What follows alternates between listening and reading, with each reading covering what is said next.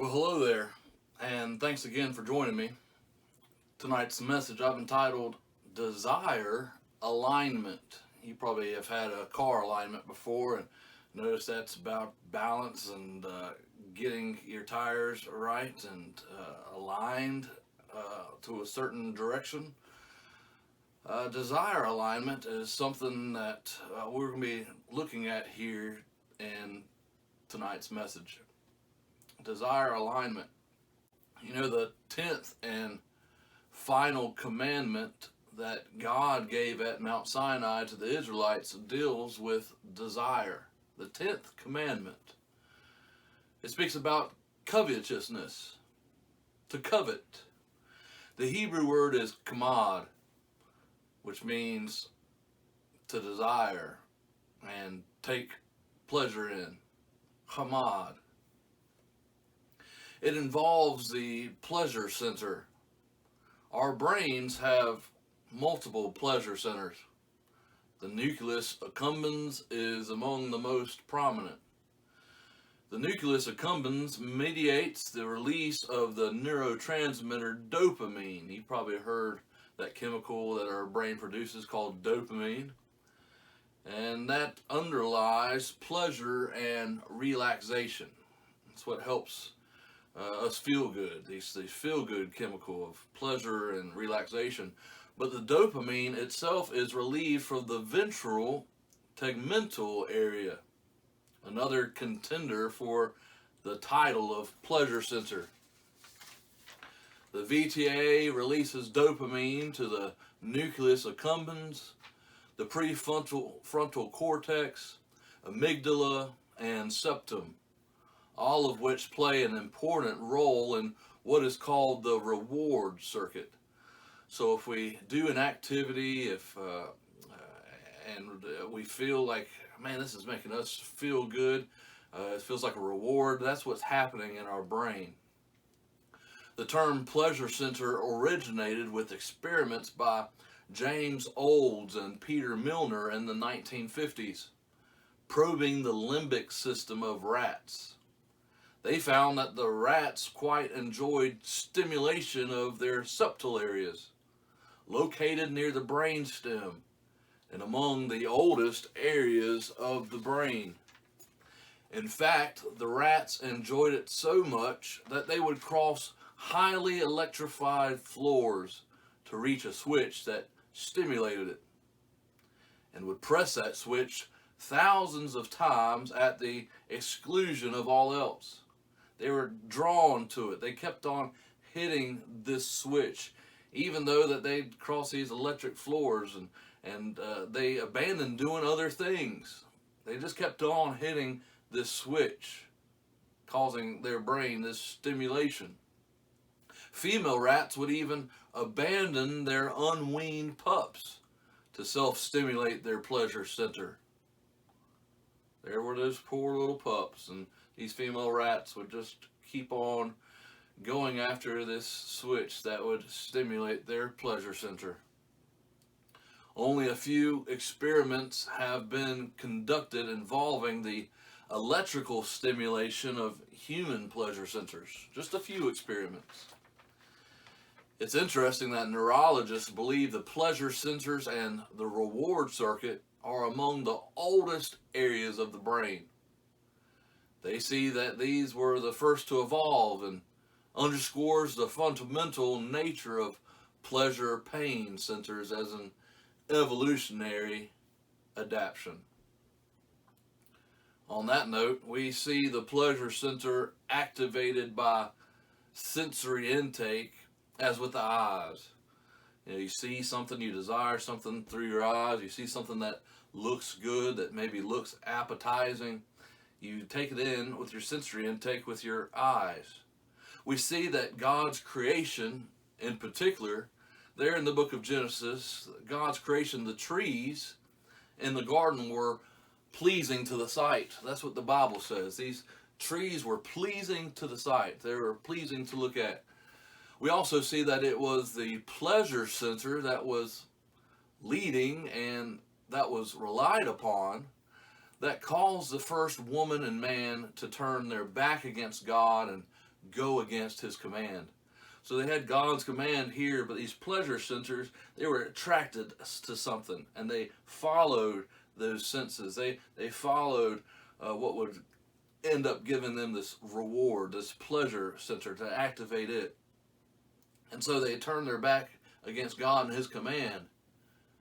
For it is said in the Bible there in the book of Genesis that the tree was desirable. There's that word. The tree was desirable to make one wise. It was following one's inner desire, their pleasures, that led up to the upheaval, the ultimate banishment and removal from the place of interior and exterior harmony, following their senses and going after these desires, end up leading them to be kicked out of the Garden of Eden. Relying solely on pleasure and desire, what feels good, can and often does lead to disastrous consequences. You shall not covet. That's the 10th commandment. The 10th commandment addresses desire and pleasure. Many of the drugs we see today, if not all of the ones that are used to get high, activate these reward centers of the brain. It produces an excess of chemicals like dopamine to flood the brain, causing a surge of rush of chemicals that's activated in these reward and pleasure centers of the brain, creating a euphoria, a high, a rush, a surge of feel-good chemicals that the addict, the user, longs for and desires. That's why the user keeps on going and using these chemicals, because of what it produces. It produces these excess dopamine. It makes them feel good, the pleasure, and feels like they're being productive, that they're getting a reward out of it. It's like hacking into the brain's dataware. Instead of finding and involving oneself into natural ways to activate and produce these brain chemicals, the addict or user stimulates the brain with drugs and substances to unnaturally and dangerously produce high levels of pleasure chemicals. After doing this several times, one is hooked to the effect, addicted to the high, and the brain is changed and altered.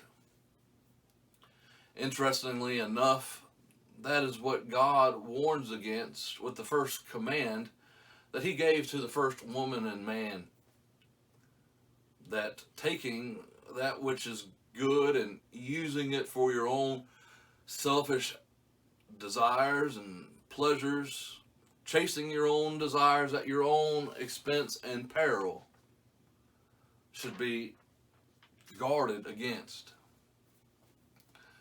So the 10th command, you shall not covet, spells out what we should watch out for and what we often come against, what we come up against.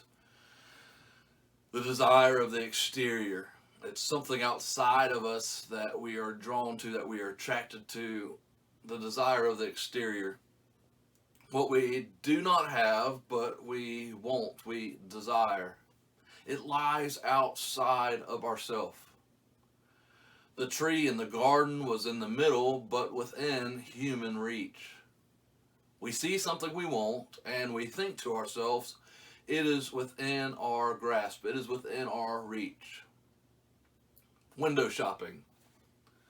When stores, and some stores still do this, they have a storefront window, and inside that storefront window, the store owner places in front of the window some of the finest displays to be purchased. They advertise their merchandise. Many passerbys who would walk by would look. Some would take long looks and some short looks. The merchandiser displays the items to sell. They are available. They're available to purchase and to buy. What's emphasized in the 10th commandment are the things that we see but are not available. For instance, there in the 10th commandment, we read, "You shall not covet your neighbor's house." You shall not covet your neighbor's house. It's just that. It's your neighbor's. It's occupied. It's lived in. It's your neighbor's house. Why should you or I desire something that is not ours? We might look at the house. We might think to ourselves, well, the house is bigger. It's bigger than my house. The question is, why do you desire a bigger house? That's what's really at the root of it. Why do you feel the need and the desire to have and own a bigger house? Or you could look at your neighbor's house and perhaps you see that glimmering, glistening water in the back. They've got a pool in their backyard. And so maybe that's why you're looking at the neighbor's house, because the house has a pool. Why do you desire your neighbor's house and their pool? You might think to yourself, well, if I had their house, if I had my neighbor's house, I could, and then we can start dreaming up scenarios. If I had my neighbor's house, I could throw a party. I could invite my friends. We could all laugh and grill out by the pool. We could all relax there and on and on and on. Question is, with you dreaming up this scenario, where's your neighbor in all this? You just essentially kicked them out their house. Now you're living in their house. Now you're relaxing in their backyard. Now you're swimming in their pool and having a barbecue. Where's your neighbor in all this? You know, the ones that you dreamed out of their home. Where would they be? You shall not covet your neighbor's house. You know, Facebook is a prime example of people putting their lives out on display. They might post pictures of their elegant house with their wonderful interior design and backyard pool. But what isn't showcased, what isn't posted, is the hefty mortgage and all the cost of management and upkeep with the home. You may be on the outside thinking that your neighbor has it made, that your neighbor has it all, when really your neighbor might be wishing for something simpler and less burdensome and less stressful.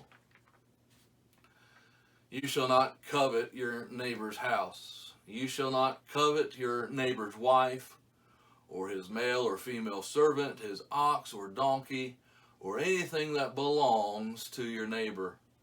Why? Because it does not belong to you. Stay in your lane. What is our eyes fixed upon? Where do we fix our eyes? Where we fix our eyes often determines our course. You know, I'm a big football fan. And one of the most prominent positions in football is the quarterback position. Defenses are taught, especially the secondary, the ones there in the backfield, the secondary, they're taught to watch the quarterback and watch the quarterback's eyes. Why are they taught to do that? Well, it's because the quarterback's eyes are a good indicator of where the quarterback will throw the ball. Our eyes determine our life's trajectory, where we fix our eyes. If we set our eyes on what our neighbor has, always feeling that we would be better off if we had the belongings of our neighbor, our eyes are taken off of what is right in front of us, our own life and what we have. In essence, the 10th command is desiring to remove the neighbor and for the individual to take the neighbor's spot. If you recall, that is what David did. Remember David there in the Bible, King David? That's what David did when he desired Bathsheba. He fixed his eyes on Bathsheba, and he continued to follow what his eyes desired. David desired to be with Bathsheba and made plans for her husband Uriah to be removed from the picture. David went as far as to make plans for Uriah to be killed in battle. Covetousness can bring about drastic and dangerous consequences. Covetousness is to be avoided. The Apostle Paul wrote in the book of Romans, I would not have known what sin was had it not been for the law. For I would not have known what coveting really was if the law had not said, you shall not covet. But sin, seizing the opportunity afforded by the commandment, produced in me every kind of coveting. Paul in the book of Romans speaks about good desires. Yes, there are good desires. And Paul speaks about it saying, I have the desire to do what is good. But he also recognizes the conflict within, which he calls the sin nature. Sin living within us. The Apostle Paul states, I find this law at work. Although I want to do good, evil is right there with me. He finds this dualistic nature within, saying, I myself in my mind am a slave to God's law, but in my sinful nature a slave to the law of sin.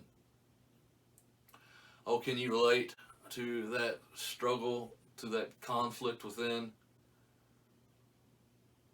It's important that we look deep within ourselves, that we examine our own self instead of looking around and looking at everyone else, looking at what your neighbor has and getting our eyes taken off of what we need to focus on ourselves and what we need to be working on.